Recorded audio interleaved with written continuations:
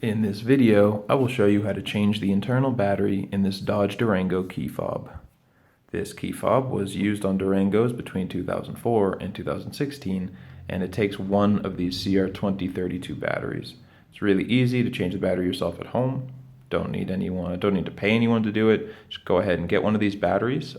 If you want to pick one up online, I have put a link down in the YouTube description to get one on Amazon for just a couple of bucks.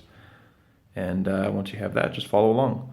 First step is to look right here. There is a little indentation, a little slot that we're going to use to open this thing up. I'm going to take a flathead screwdriver. It's just something that fits in there.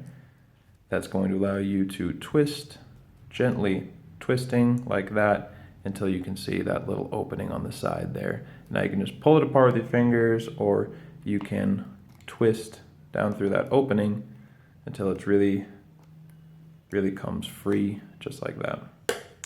Go ahead and set that to the side. Lift this rubber component with the buttons up, set that to the side, and there we go. Here's our battery. Can just come under it with our tool, and you see how easy that was? Just lift it up with your fingernail or with your flathead screwdriver and it will pop out. And there it is, a CR2032. Take a new one. Make sure this positive side goes face down, and we just click it into place just like that.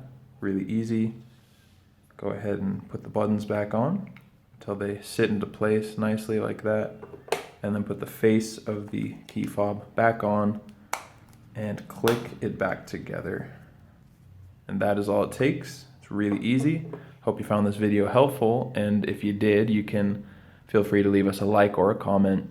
And for more information on changing the internal batteries of your key fobs from any maker model, check out the rest of the videos here on our YouTube channel, or visit us at fobbattery.com. Thank you so much for watching.